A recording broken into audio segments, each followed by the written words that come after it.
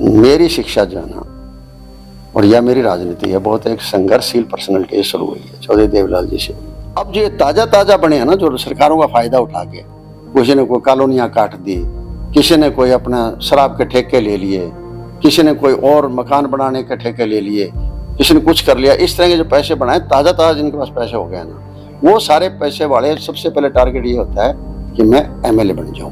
मैं फर्ज नहीं पड़ता कि सरकार ने ये रखा था पहले टारगेट, और अब सरकार कहाँ खड़ी है। इस तरह से सरकार के प्रति जो है ना, विपक्ष के सदस्यों को ये आवाज उठानी चाहिए। गोबर घड़ी पर ये कोई इनकी रणनीति है कि मुद्दों से ध्यान भटक जाए, या आपसी कोई कंट्रोवर्सी है? मुद्दे से अपने आप को साइड ट्रैक करना चाहती है, और किसको करेगी?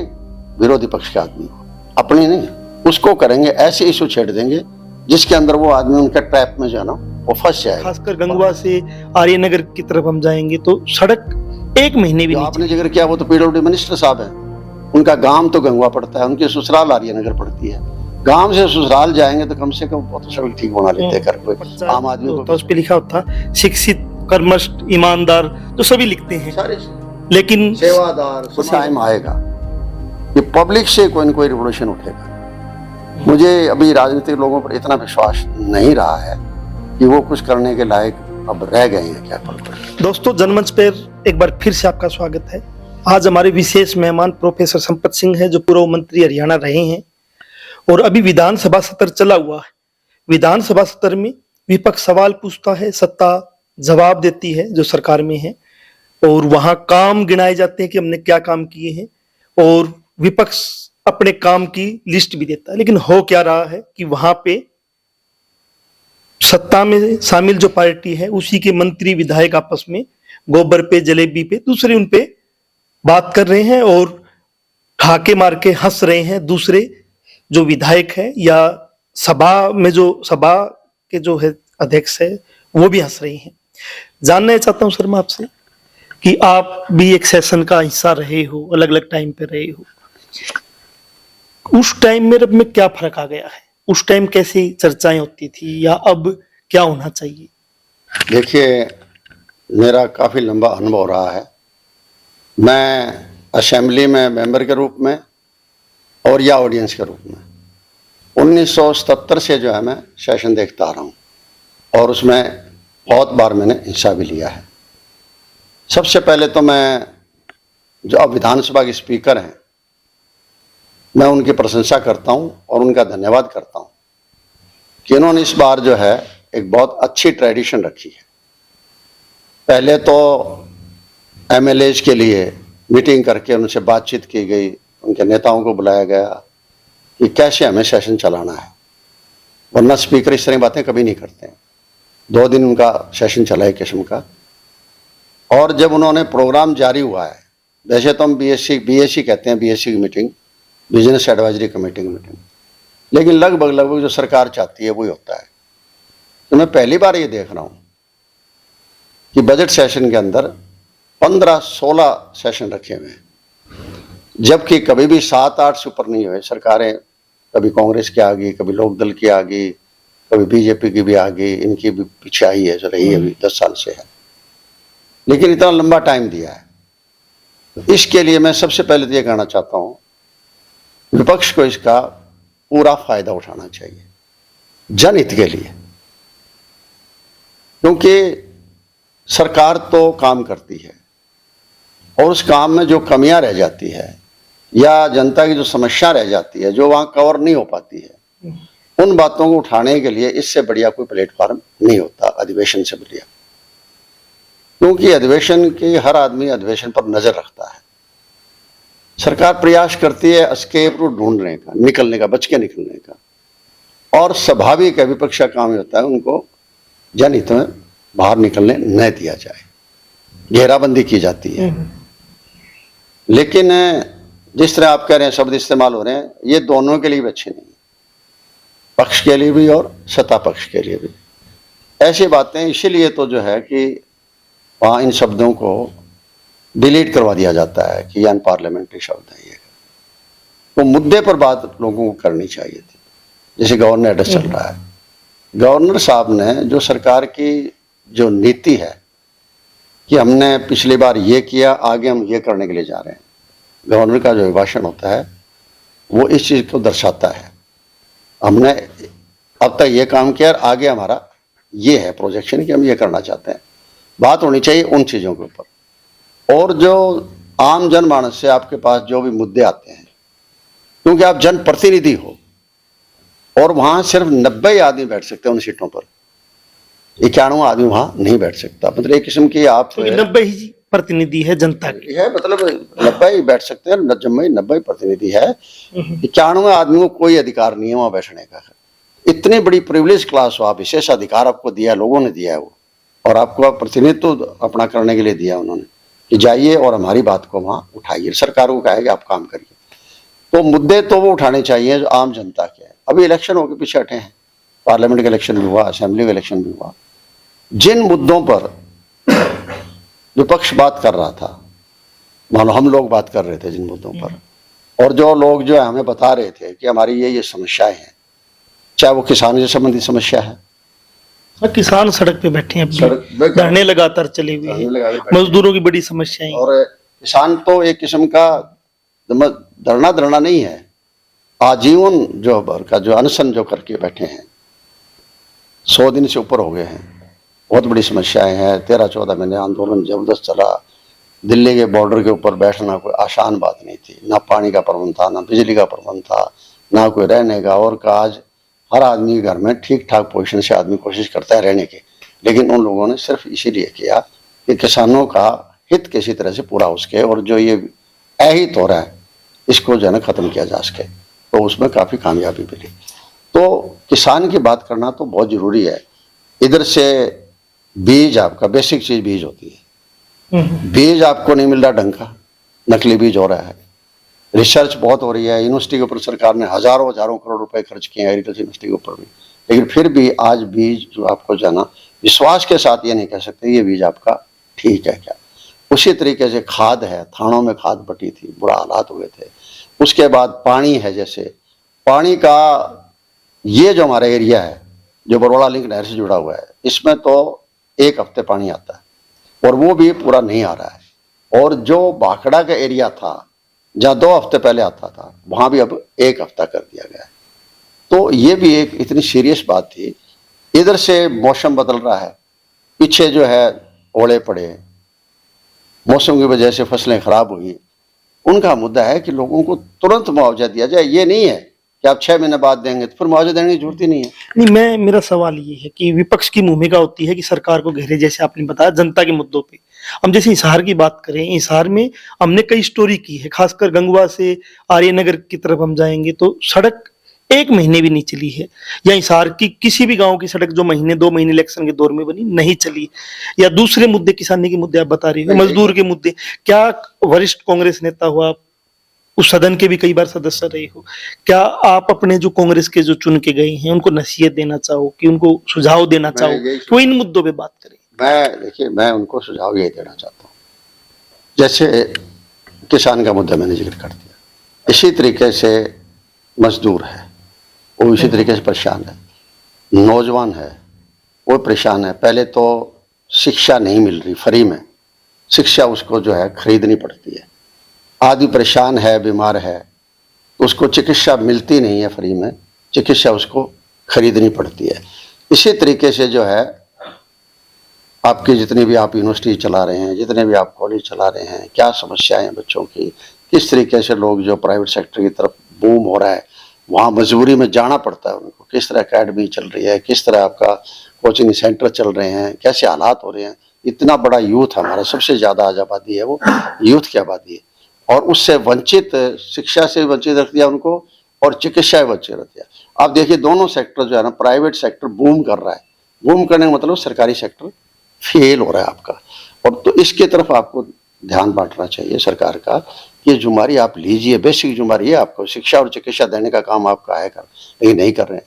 इसी तरह से जैसे विकास के काम है, जो जरूरत है, चाहे वो शहर हो चाहे वो देहात हो, हालात बहुत खराब हैं। जैसे आपने कुछ सड़कों का जिक्र किया, ये नहीं है, सड़कें हम जाते हैं, बनती है और अगले दिन टूट जाती है। जो आपने जिक्र किया वो तो पीडब्ल्यूडी मिनिस्टर साहब हैं, उनका गांव तो गंगवा पड़ता है, उनकी ससुराल आर्यनगर पड़ती है। गांव से ससुराल जाएंगे तो कम से कम वो तो सड़क ठीक बना लेते हैं, कर कोई आम आदमी को भी इससे फायदा मिल जाता है।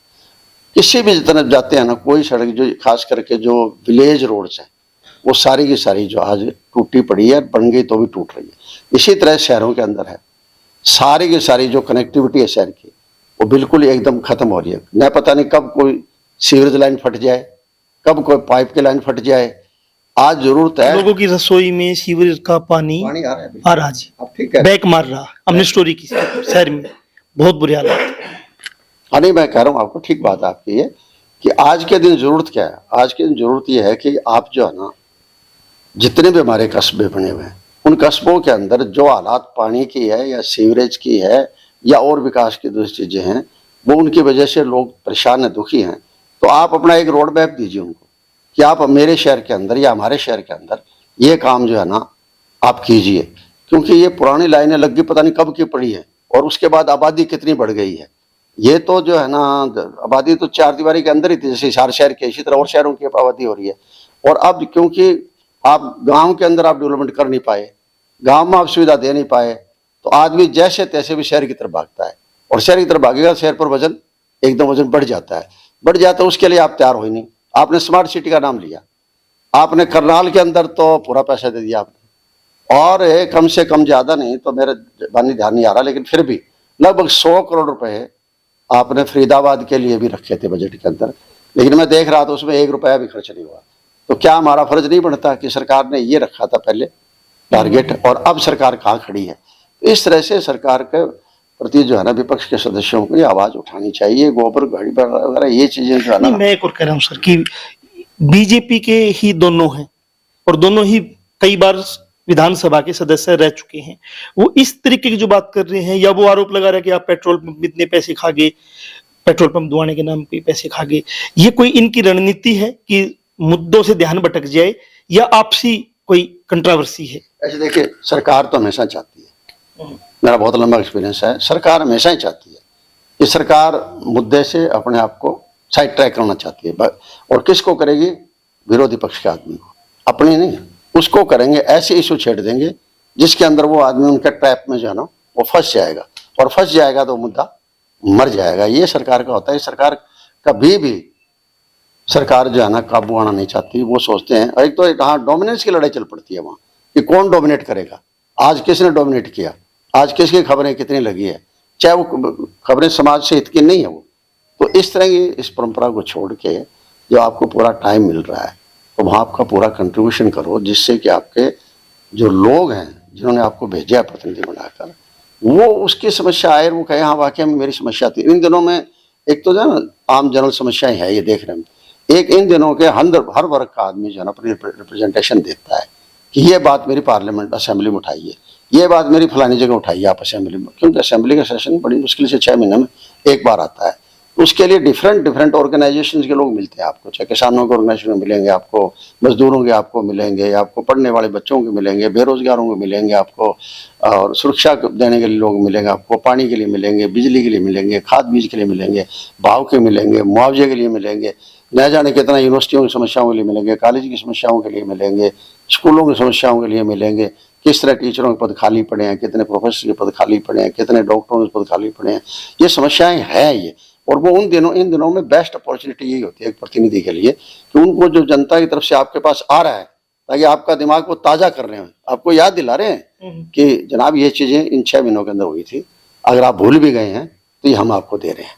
तो इसलिए वो समस्याएं जो है ना वहाँ उठाई जाए, बजाय कि टाइम वेस्ट किया जाए। मैं कहता हूँ स्पीकर का बार कि उन्होंने टाइम अपॉर्चुनिटी दी है, अगर उसको अपॉर्चुनिटी को ले नहीं पाएगा तो मैं तो फिर देखो अपोजिशन की कमी मानूंगा। मैं आखिरी सवाल है, मैं जब भी आपसे मिलने आता हूँ तो आपके यहाँ कुछ न कुछ डॉक्यूमेंट्स रखे मिलते हैं, बाकी विधायकों के मैं बहुत कम देखता हूँ जो किसी भी पार्टी के हैं। क्या आप कोई अपने स्तर पे विपक्ष के जो नेता है या पक्ष के हैं उनको चिट्ठियां लिखते हो या कुछ सुझाव देते हो कि इन मुद्दों पे बोलना चाहिए? इन मुद्दों पे मैंने कोई पर्सनल चिट्ठी नहीं लिखी है किसी को, क्योंकि आज क्या हो रहा है कि एक बड़ा ड्रॉबैक है, लोगों की पर्सनैलिटीज में ड्रॉबैक आ गया है। कोई किसी आदमी को अपने से फालतू समझदार नहीं समझता। कोई लिख भी देगा ना तो सोचे क्या लिख दिया। वो अपना एजेंडा जो है ना फोकस पूर्ण करना चाहता है, अपना एजेंडा को। सीखने की प्रथा खत्म हो गई। नहीं, वो पता बिल्कुल खत्म होगी। मैं देख रहा हूँ कि मैं अभी जो स्टडी कर रहा हूँ, आपके सामने पेपर पड़े हैं, ये स्टडी कर रहा था मैं 2024-25 में जो बजट सरकार ने रखा था, मैं उसकी मॉनिटरिंग कर रहा था और कल तक की मैंने रात तक की मॉनिटरिंग करी। अब मैं डेली इसको मॉनिटर करने की कोशिश करता हूँ कि किस डिपार्टमेंट के अंदर कितना पैसा किस पर्पज के लिए मंजूर हुआ था, उसमें से कितना खर्च हो गया, कितना रह गया। क्योंकि आजकल तो सिस्टम ऑनलाइन का भी आ गया है। आज मेरे विधायक साथी भी जो देख सकते हैं कि उसके एरिया में कोई काम चल रहा था तो उस पर कितना खर्च हुआ, कितना रह गया। तो मैं देख रहा हूँ कि घेरने का ये है, ये चलो बजट के टाइम में चाहूँगा कि उस टाइम सरकार को घेरा जाए कि अब तो आपने बजट रख दिया, इससे पहले बजट रखा था आपने, उस बजट की आपकी क्या पोजीशन है। जब आप ये आप कहेंगे ना, बताएंगे उनको, तो स्वाभाविक ये उनको ये पता लगेगा कि हाँ तुम्हारे बजट की मॉनिटरिंग होने लग रही है। जब यही नहीं है, वो मर्जी आओ भाषण देके चले जाएगी सरकार और बड़ा लंबा चौड़ा जो है फाइनेंस मिनिस्टर बयान दे देगा, तो उससे बात नहीं बनती। अनाउंसमेंट तो बहुत हो जाती है, लेकिन बहुत सी चीजें ऐसी रह जाती है जिसकी अनाउंसमेंट वो अनाउंसमेंट ही रह जाती है। तो मैं तो चाहूँगा कि कोई मेरे से अगर पूछे तो मैं उसको बताऊं, वरना मैं तो आप जैसे लोगों को मीडिया के थ्रू, जैसे पीछे मैंने यूनिवर्सिटी का मुद्दा उठाया था, चंडीगढ़ जाकर हेडक्वार्टर पर इसलिए उठाया था कि बड़ा मुद्दा था वो। हमारी 22-23 यूनिवर्सिटीज हैं और आपने यूनिवर्सिटी बढ़ा दी।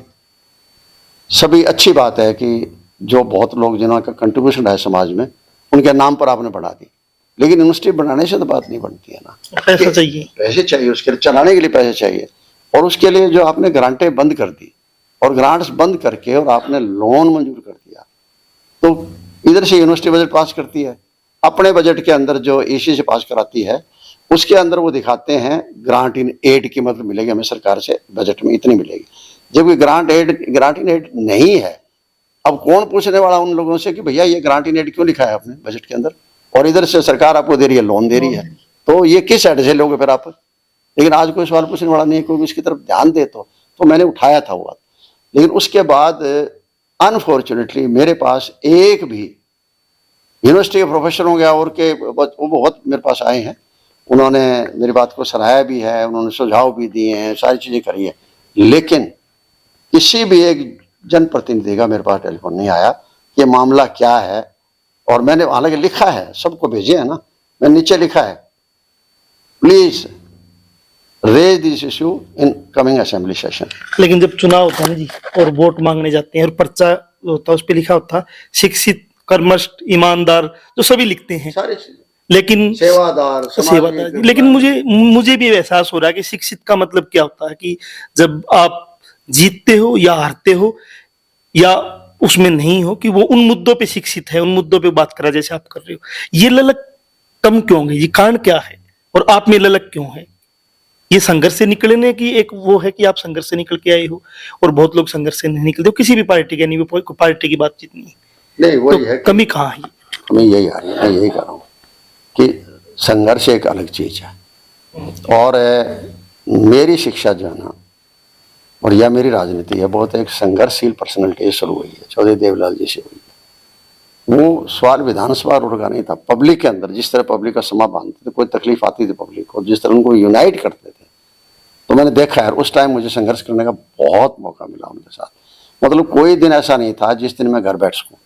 रोजाना कहीं न कहीं गाँव के अंदर जा रहे हैं, कुछ आ रहे हैं, उनके बड़े जलसे होते थे डिस्ट्रिक्ट हेडक्वार्टर पर, तो मैं जितना वो कैचमेंट एरिया होता था उस इलाके का, वो सब जाके जो है ना वहाँ प्रचार करता था उनका। मान लो चाहे नारनौल रैली है तो नारनौल चला गया, फरीदाबाद है फरीदाबाद के गाँव में चला गया, रिवाड़ी है तो रिवाड़ी चला गया, मतलब अलग अलग एरियाज के अंदर।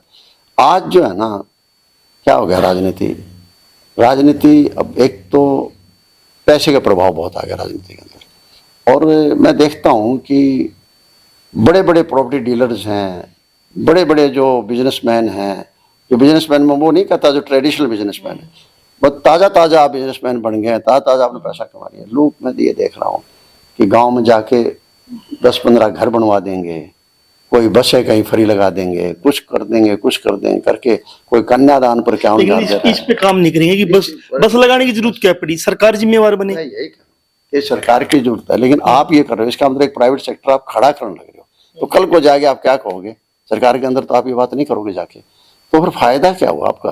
इसी तरह से किसी को आपने और कोई पैसा दे दिया, चुनाव लड़ लिया, उसके बाद बातें सारी की सारी खत्म होगी।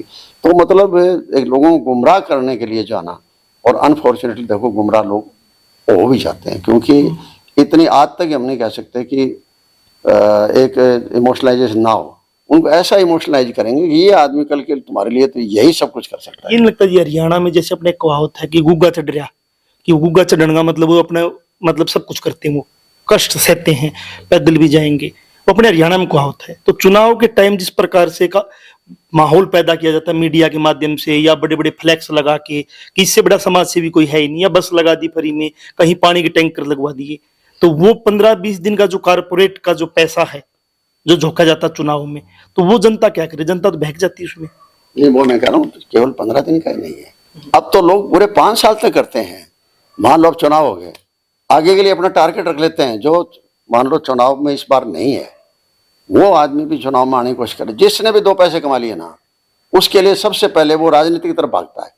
वरना और बहुत लोग हैं, पुराने रहे हैं लोग, जो पैसे कमाए हैं लेकिन उन देश के लिए काम किया है। ये बिरलाज है, देश के लिए इतना काम किया, कोई मुकाबला ही नहीं है। टाटा आ जाए, कोरोना के टाइम सबसे पहले वो लोग आगे आए थे।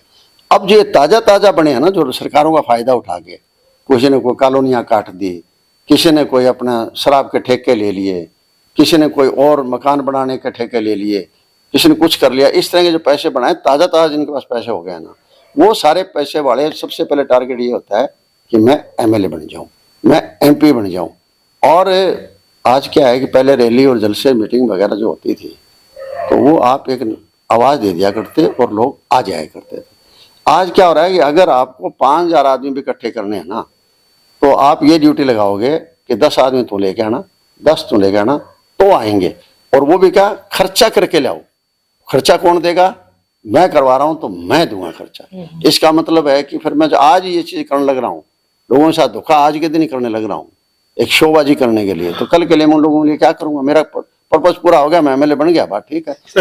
सर मेरा सवाल ये है कि कारपो जिस तरीके से राजनीति को बिजनेस का मॉडल के तौर पे पेश कर दिया गया कि राजनीति में जाओ पैसे कमाओ, स्कूल प्राइवेट खोलो, प्राइवेट हॉस्पिटल खोलो, एक कारपोरेट का जो रूप आ गया कि पैसे कमाओ। उस समय आप जैसे लोग जो बुद्धिजीवी हो, उस आम जनता से निकल के आए हो और अभी भी पैसे वैसे भी उतना वो नहीं करते हो, कैसे फाइट कर पाओगे इस चुनावी राजनीति में? देखिए, मैं तो देख रहा हूँ, खुद ही देख रहा हूँ। मेरा तो पिछला 10 साल जो है था, मेरी लाइफ में मैंने बहुत संघर्ष किया, बहुत लड़ाई लड़ी। केवल यही नहीं है कि मैं एमएलए बना या नहीं बना, बहुत संघर्ष किया, बहुत काम किया था। और मैं ये चाहता था कि मेरा अनुभव का मैं जनता को फायदा दे सकूं। इसमें जनता का तो कोई कसूर नहीं है। मेरे अपने पार्टी के लोगों ने जिस तरह काम किया, वो मैं उनके बारे में ज़्यादा नहीं कहना चाहता, उससे जनता का हित नहीं हुआ, जनता का अहित हुआ है। और वो लोग कौन करते हैं? इस किस्म के जो लोग आ गए राजनीति में, तरोताज़ा किस्म के पैसे कमा के आ गए, और वो फिर राजनीति करेंगे तो ऐसे ही सेशन चलेंगे, ऐसे ही जवाब आएंगे। फॉर्चुनर गाड़ी चाहिए जी, सफेद कपड़े हैं, आगे पीछे लोग बैठे हैं। फिर एक और है, देखो आम जनता ने भी कई बार क्या होता है कि आदमी इस चीज से जो है ना थोड़ी आइडियलिस्टिक बातें करने लग जाएगा। जैसे कि कई बार एमएलए की पेंशन के बारे में, तनख्वाहों के बारे में जिक्र आ जाता है। मैं इसके उल्ट कहता हूं, भाई बड़ा परिवार है, उसको कोई पेंशन की जरूरत नहीं, कोई तनख्वाह की जरूरत नहीं। अगर करप्ट कोई मुलाजिम है तो उसको भी तनख्वाह की जरूरत नहीं है, ना पेंशन की जरूरत है उसको, ना डेली भत्ते की जरूरत है। इसका मतलब है कि सारी जगह आप जो है ना फ्रेम लगा दो, ना पेंशन दो, ना तनख्वाह दो, कुछ ना दो। आप एसएचओ साहब हैं तो आप एसएचओ साहब अपना आप कमाओ, अपना आप करो। इसी तरह राजनीतिक आदियों के बारे में लोगों ने सोचना शुरू कर दिया, ये बेईमान है, इसकी तनख्वाह क्यों दे रहे हो, इसकी पेंशन क्यों दे रहे हो? इसका मतलब फिर बेईमान को ला रहे हो आप। आप क्यों नहीं सोचते कि ये कोई एमएलए है या एमपी है या कोई भी ड्यूटी वाला है, आप ये मान के चलो कि उसको जो सुविधा दी जाएगी ना, वो सुविधा इसलिए दी जाएगी उसको, सोच रहे कि ताकि वो ईमानदार है। इसके एक इंस्पेक्टर को तनख्वाह मिलती है इसलिए मिलती है वो ईमानदारी से काम कर सके। एक एमएलए को इसलिए पेंशन मिलती है या तनख्वाह मिलती है ताकि वो ईमानदारी से काम कर सके। अगर आप अनजाने में, अगर हम ये कह रहे हैं इनकी खत्म कर दी जाए, अनजाने में हम जो है ना बड़े बड़े पूंजीपतियों को राजनीति में लाना चाहते हैं, अनजाने में, क्योंकि ये आवाज उनकी होती है, उनको जरूरत नहीं है पैसे की। मान लो बड़ी बड़ी फैमिली आ रही भी राजनीति में, एमएलए बन जाते हैं, एमपी बन जाते हैं, उनको जरूरत नहीं है। वो तो अपना 1 रुपया लेंगे तनख्वाह। तो मतलब- क्या आपको वो पसंद है? मतलब आप ईमानदार व्यक्ति को राजनीति से बाहर कर रहे मुश्किल हो हो, रहा है। ये मांग करके राजनीति से मैं बाहर। कहता हूँ, राजनीति में ईमानदार आदमी का रहना बहुत मुश्किल आज के दिन हो गया है। पहली बात तो है कि पार्टी ईमानदार को इतना एक्सेप्ट नहीं करती, पार्टी भी उससे ये उम्मीद करती है कि हमारे लिए कुछ न कुछ करे, हर कोई करे। तो दूसरी तरफ जो है ना, मतलब आम जनमानस को भी गुमराह कर दिया जाता है। और जिस तरह का एक चल पड़ा ना, मैं मोटी बात बता दूँ, 1977 में जब चौधरी देवलाल जी चीफ मिनिस्टर बने थे, उनके कोठे के अंदर सामान जसाने का और काम का मेरा और उनके छोटे बेटे जगदीश की ड्यूटी लगी थी। तो मैंने चंडीगढ़ देखी नहीं थी कभी। जगदीश वहाँ पड़े हुए थे, जिनका बेटा अभी आदित्य MLA बना है, उनके फादर की बात कर रहा हूँ मैं। तो चौधरी साहब ने मैं कहा कि सारा सामान लेके आओ घर का। हम खादी की दुकान से चद्दर भी, खेस भी, तौलिया भी, साबुन भी, गैस के कनेक्शन भी मतलब अप्लाई करके, और उनके नाम से, MLA के नाम से 2 कनेक्शन चीफ मिनिस्टर के नाम से मिलते थे, हर चीज़ हम ले आए। और 2 से तीसरा AC नहीं था उनके कोठी के अंदर। कहाँ तो वो टाइम था। और आज एक चीफ मिनिस्टर खाली कर रहा है कोठी, दूसरा उसके अंदर आ रहा है, उससे पहले 50-100 करोड़ रुपए आप उसमें खर्च करवा देते हो। इतना फर्क आ गया है। मैं तो यहाँ मेयर की बात कर रहा हूँ जी। अभी पीछे का जो हिसार में मेयर था, 10 लाख रुपए लगाए गए उसके ऑफिस के ऊपर, ऑफिस को मैनेज करने के लिए 10 लाख। अब वो सब हटाया जा रहा है और दोबारा से 10 लाख रुपए या 15 लाख रुपए लगाए जा रहे हैं। मतलब मैं एक मेयर की बात कर रहा हूँ, चीफ मिनिस्टर को तो छोड़ जिसके दीजिए। पास जो अथॉरिटी है ना, उसका जबरदस्त मिसयूज हो रहा है। और वो अधिकारियों के ट्रैप में आ रहे हैं, फंस रहे हैं। क्योंकि वो जो खर्चा लगा रहे हैं ना, उनको तो कमाई करनी है, इसलिए खर्चा लगा रहे हैं। अगर 10 लाख रुपए लगेंगे तो कुछ न कुछ 3-4 लाख रुपए वो कमा जाएंगे बीच के अंदर, इसलिए लगेंगे। और जो पुराना जो है ना आपका, उसको आपने दिखा दिया जो है ना, बेकार का दिखा दिया, कंडम माल दिखा दिया। और बाजार के अंदर जो है ना, कोई इनको आपका माल ले जाएगा और उसका पैसा दे जाएगा आपको। कोई तो हालात ये उम्मीद अच्छे बची नहीं है। कोई उम्मीद बची है? हालात अच्छे नहीं है, वो हम भी देख रहे हैं। तो यही है कि देखो, कोई टाइम आएगा कि पब्लिक से कोई न कोई रिवोल्यूशन उठेगा। मुझे अभी राजनीतिक लोगों पर इतना विश्वास नहीं रहा है कि वो कुछ करने के लायक अब रह गए हैं क्या फर्क उसका। हाँ, जनता कोई न कोई जो है ना, रास्ता जनता हमेशा ही हर देश को दिखाती है, हर देश को रास्ते पर ले आती है हर कोई।